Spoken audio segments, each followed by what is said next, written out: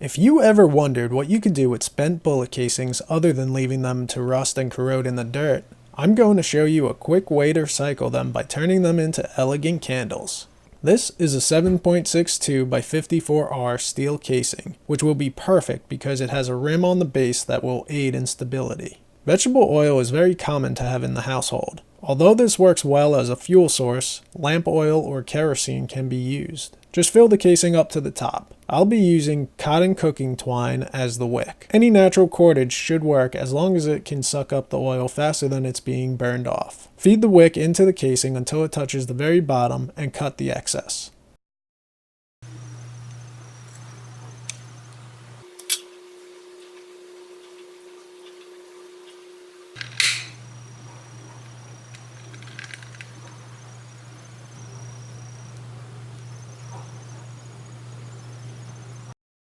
If you want a larger wick or larger flame, you can double up the string by twisting it onto itself.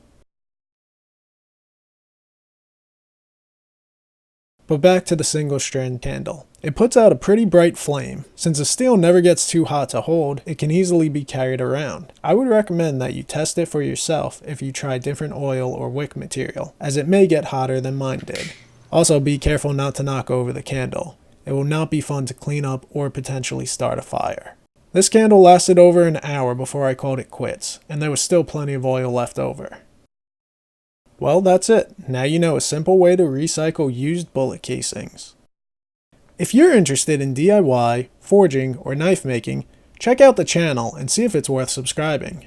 Alright, I'll see you in the next one.